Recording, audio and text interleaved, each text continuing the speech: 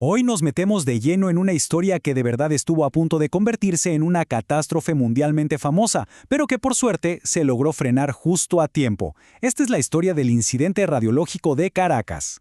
A ver, para arrancar, pensemos en esto.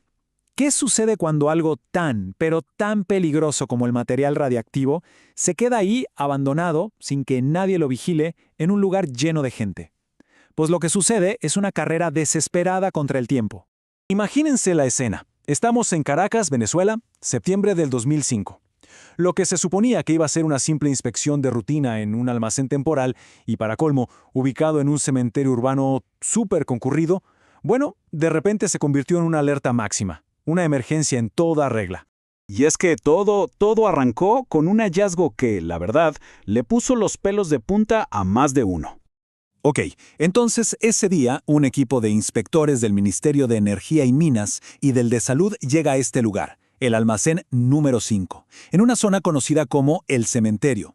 Su trabajo era de rutina, lo de siempre, pero lo que estaban por encontrar no tenía nada, absolutamente nada de normal. ¿Y lo que vieron? Era de no creerse.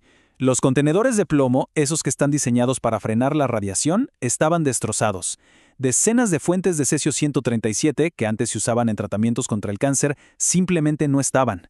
A este tipo de material, perdido o abandonado, se le llama fuentes huérfanas. Y lo peor de todo, había pastillas radiactivas tiradas por el suelo, dentro y fuera del edificio, creando un peligro invisible y mortal.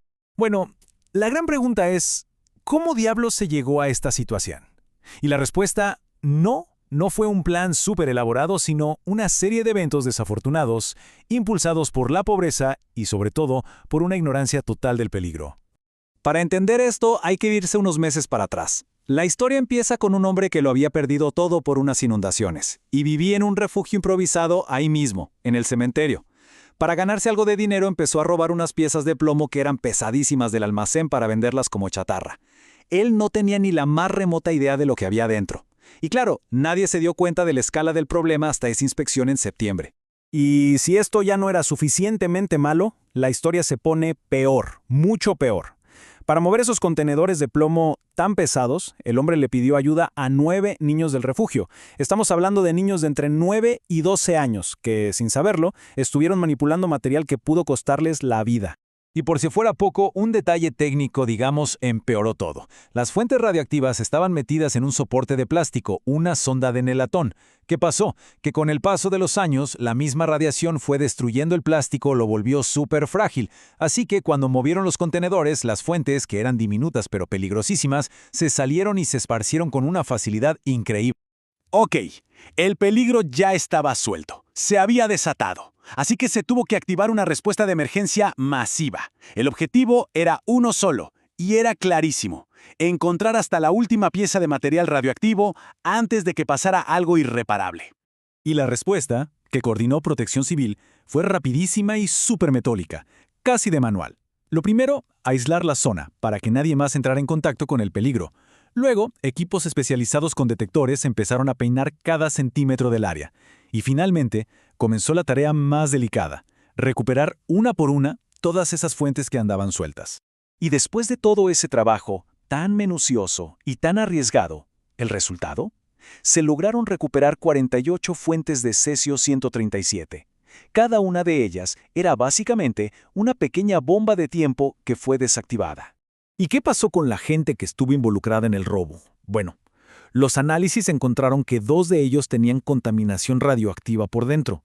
Por suerte, los niveles no fueron letales. Y este dato, de verdad, habla muy bien de los equipos de respuesta. Miren, la dosis máxima que recibió uno de los rescatistas en toda la operación fue de 1.35 milisieverts. Para que se hagan una idea, eso es súper bajo. Es parecido a lo que uno recibe en un par de vuelos largos, lo que nos dice el tremendo cuidado con el que trabajaron. Ok, la situación se controló. Final feliz, ¿no? Bueno, no tan rápido. Es importantísimo entender la magnitud de la bala que se esquivó aquí. La pregunta que hay que hacerse es: ¿estuvo Caracas a punto de unirse a la lista negra de desastres radiológicos que todos conocemos? La respuesta corta: sí. Muy, pero que muy cerca. Para que vean de lo que estamos hablando, solo hay que ponerlo al lado del desastre de Goiânia, en Brasil, en 1987. En Goiânia se dieron cuenta tarde, cuando la gente ya estaba enferma. Allá, la cápsula se rompió y esparció polvo de cesio por toda la ciudad. El resultado, 4 muertes y una contaminación masiva. En Caracas, la detección fue temprana, y las fuentes, aunque estaban sueltas, no estaban rotas. Esa fue la diferencia entre contener un incidente y lamentar una tragedia. Hay una frase que lo clava, lo resume todo a la perfección. Caracas es el ejemplo perfecto de qué pasa cuando esa cadena de eventos que te lleva al desastre se rompe justo a tiempo, gracias a una inspección que por pura suerte no se canceló.